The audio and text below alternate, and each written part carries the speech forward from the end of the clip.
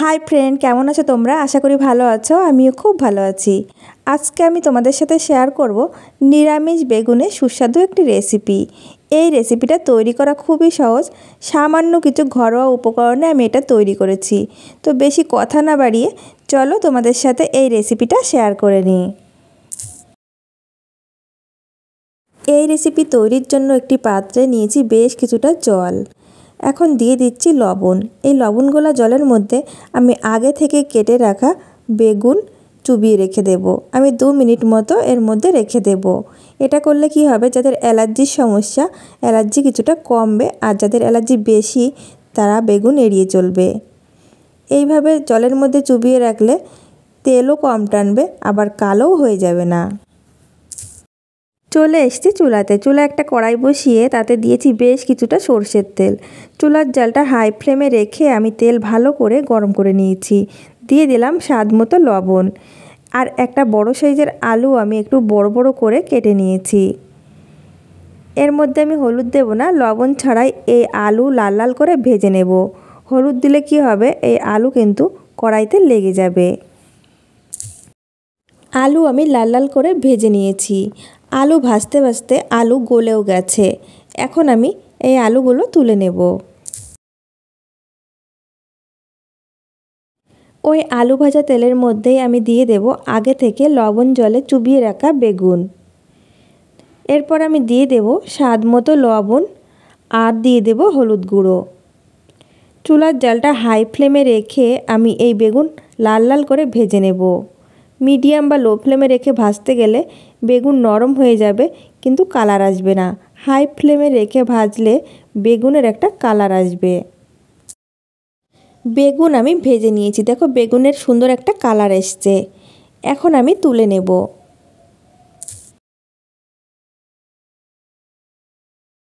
আমি এই তেলেই রান্নাটা সেরে নেব। ফোড়নের জন্য দিয়ে দিচ্ছি একটা শুকনো লঙ্কা, 2টো তেজপাতা, আর 4টে ফাটানো এলাচ। একটু ভেজে নিয়ে এর মধ্যে দিয়ে দেব হাফ চা চামচ গোটা জিরে। আমি আরও কিছুক্ষণ ভেজে নেব। মশলা থেকে যখন সুন্দর গন্ধ আসবে তখন এর মধ্যে দিয়ে দিচ্ছি ছোট সাইজের একটা টমেটো। দিয়ে দেব স্বাদ মতো লবণ। আমি বেগুন আর আলু ভাজার সময় লবণ দিয়েছিলাম, সেই পরিমাণ বুঝে লবণটা দিয়ে দেবে। আর দিয়ে দিচ্ছি হলুদ গুঁড়ো। 3টে চেরা কাঁচা লঙ্কা নিয়েছি, লঙ্কার পরিমাণটা তোমরা বাড়িয়ে বা কমিয়ে নেবে। দিয়ে দেব 1 চা চামচ আদা, আমি থেতো করে নিয়েছি। এরপর কিছুক্ষণ আমি এটা ভেজে নেব যাতে আদার কাঁচা গন্ধটা চলে যায়। কিছুক্ষণ ভেজে নেওয়ার পর আমি এর মধ্যে দিয়ে দিচ্ছি সামান্য পরিমাণে জল। এবার আমি কিছু শুকনো মশলা অ্যাড করব।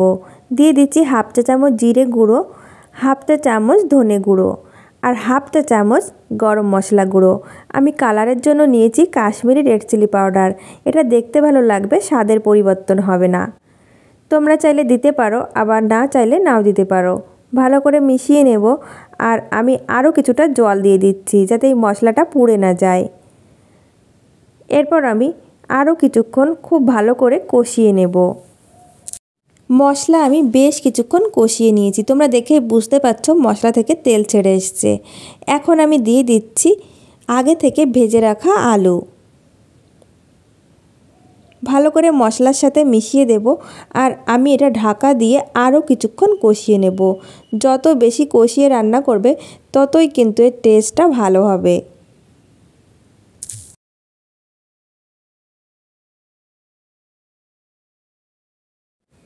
আমি বেশ কিছুক্ষণ কষিয়ে নিয়েছি। এর মধ্যে একবার ঢাকনা খুলে নেড়ে দিয়েছিলাম আর সামান্য পরিমাণে জল দিয়েছিলাম। এখন আমি দিয়ে দেব আগে থেকে ভেজে রাখা বেগুন। আলতো হাতে মিশিয়ে দেব। এরপর আমি দিয়ে দেব খুবই সামান্য পরিমাণে চিনি। নিরামিষ রান্নাতে সামান্য চিনি দিলে মিষ্টি হবে না, টেস্টের ব্যালেন্সটা ঠিক রাখবে, খেতে ভালো লাগবে। ভালো করে মিশিয়ে দেব।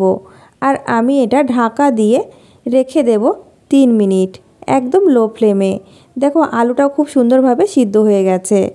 তো 3 মিনিট পর আমি ফিরে আসছি।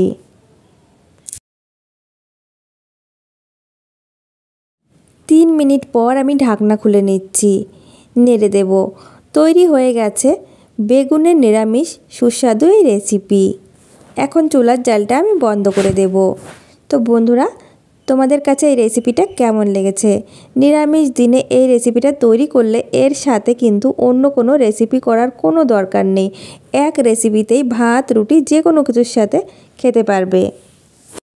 একবার তৈরি করলে বারবার খেতে চাইবে, এতটাই টেস্টি হয়।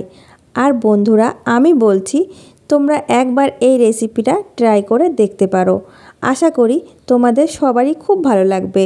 ভালো লাগলে লাইক, কমেন্ট এবং শেয়ার করে দিও।